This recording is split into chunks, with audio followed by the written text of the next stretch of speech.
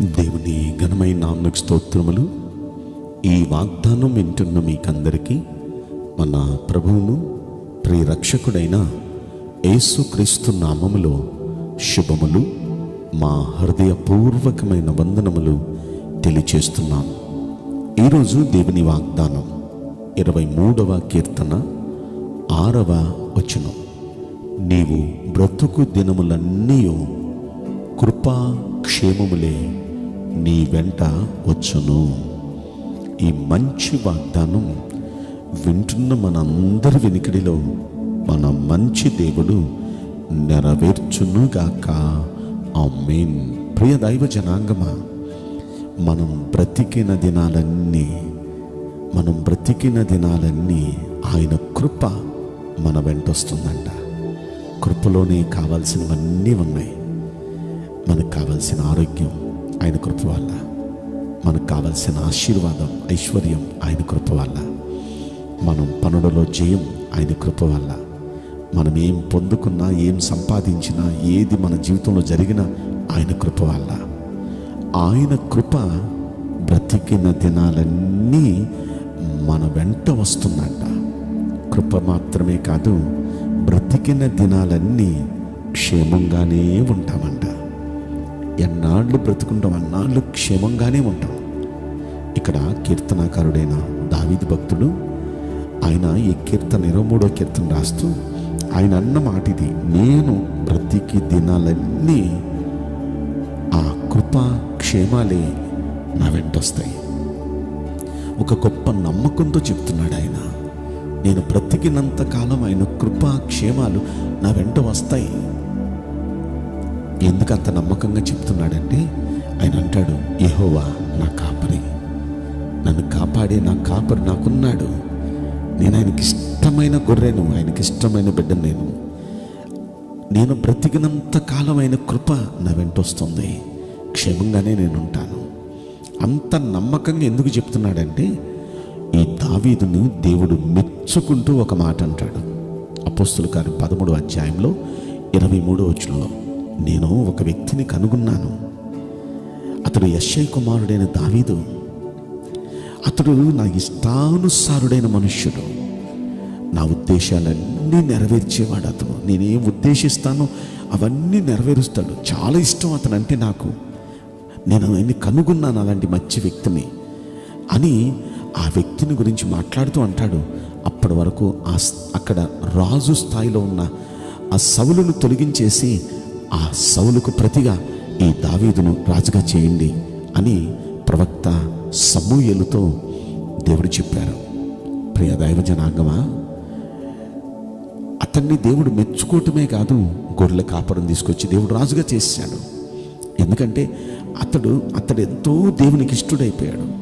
దేవుడు ఏం ఉద్దేశిస్తే అది నెరవేరుస్తున్నాడు. అందుకే అంత నచ్చాడు. ఈ రోజున మనం కూడా దేవునికి నచ్చితే మనం కూడా ఎలాగే చెప్పొచ్చు, దేవుడు మన గురించి చెప్తాడు. అయితే మనం నచ్చాలంటే ఏం చేయాలి? దావీదు అంత నచ్చటానికి ఏం చేశాడు? దావీదు నచ్చటానికి కారణం, దేవునికి ఇష్టమైన స్తుతి అతడు ఎక్కువ చేసేవాడు. 119వ కీర్తనలో 164వ వచనంలో అంటాడు, దినమునకు 7 మార్లు నేను కృతజ్ఞతాస్తుతులు చెల్లిస్తున్నాను అంటాడు. అంటే రోజుకి 7 సార్లు మోకాళ్ళేసి దేవునికి కృతజ్ఞతాస్తుతులు చెల్లిస్తున్నాడు. ఎవరైతే దేవునికి అలా కృతజ్ఞతాస్తుతులు చెల్లిస్తారో వాళ్ళ దేవునికి బాగా నచ్చుతారండి. ఎందుకంటే దేవునికి కృతజ్ఞతాస్తుతులు చెల్లించే వాళ్ళంటే చాలా ఇష్టం. కనుక ఈ వాగ్దానం వింటున్న మనం కూడా ఎక్కువగా దేవునికి కృతజ్ఞతాస్తుతులు చెల్లిద్దామా? ఆయన ఇంకో మాట అంటాడు 34వ కీర్తనలో, నేను ఎల్లప్పుడూ యెహోవాను సన్నతిస్తా, నిత్యము ఆయన కీర్తి నా నోట ఉంటుంది. ఎప్పుడు ఈ నోట దేవుని స్తుతే, దేవుని కీర్తే. అందుకే ఈయనంటే దావీదంటే దేవునికి అంత ఇష్టం.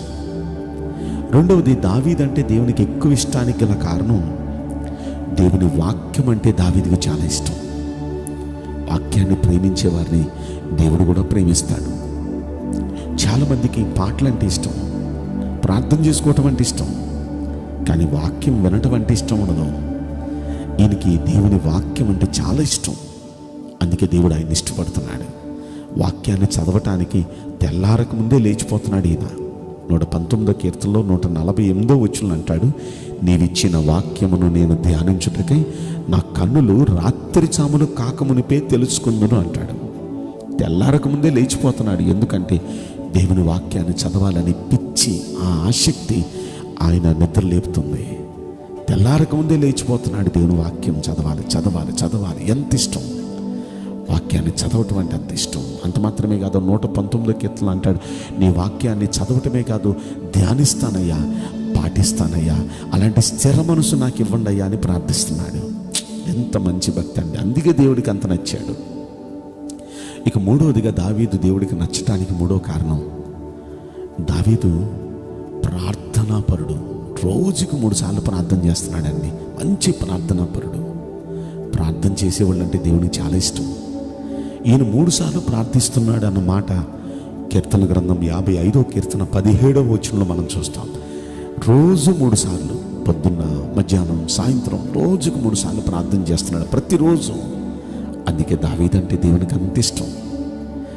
ఇంకా దావీదంటే దేవునికి ఇష్టానికి మరొక కారణం చెప్పనా, దేవుని గుడికి వెళ్ళటం అంటే, మందిరానికి వెళ్ళటం అంటే దానికి చాలా ఇష్టం. 122వ కీర్తనలో ఆయన అంటాడు మొదటి వచనంలో, యెహోవా మందిరానికి వెళదామని జనులు నాతో అన్నప్పుడు చాలా సంతోషిస్తాను నేను. అంటే మందిరానికి వెళ్ళటం అంటే దావీదుకి చాలా ఇష్టం. అందుకే దేవుడు దావీదుని ఇష్టపడ్డాడు. ఈ రోజున మన జీవితాన్ని దేవుడు ఇష్టపడితే బ్రతికినంత కాలమైన కృప మన వెంటే వస్తుంది. క్షేమంగా ఉంటాం మనం ఎప్పుడు. కనుక ఈ వాగ్దానం వింటున్న మనందరం దేవునికి ఇష్టమైన పనులు చేసి ఆయన ద్వారా ఆయన కృప మనం బ్రతికినంత కాలం పొందుతూ క్షేమంగా ఉందామా? అట్టి కృప మనలో ప్రతి వ్యక్తికి దేవుడు అనుగ్రహించునుగాక. ఆమేన్. నేను మీకోసం ప్రార్థన చేయబోతున్నాను. పరిశుద్ధుడా, ప్రేమగల యేసురాజా, మీ పరిశుద్ధ బంగారు పవిత్రమైన నామమునకు నిండు మనసుతో కోట్ల కొలదిగా స్తుతులు, స్తోత్రములు, వందనాలు చెల్లిస్తున్నాం. ఈ వాగ్దానం వింటున్న ప్రియుల జీవితంలో దయచేసి ఈ వాగ్దానం నెరవేర్చి కృప చూపించండి ప్రభువా. మీకు ఇష్టమైన జీవితం వీరు జీవిస్తూ మీ కృపను వారి జీవితకాలం అంతా పొందుటకు, క్షేమంగా జీవితకాలం అంతా ఉండుటకు నీ బిడ్డలకు వరంగా మీరు అనుగ్రహించమని ఈ కొద్ది మనవులు నజరుడైన యేసుక్రీస్తు ప్రశస్తమైన నామములో మిక్కిలి వినయముతో ప్రార్థించి బ్రతిమలాడి వేడుకుంటున్నాం ప్రియ పరలోకపు తండ్రి. Amen. May God bless you all. Thank you.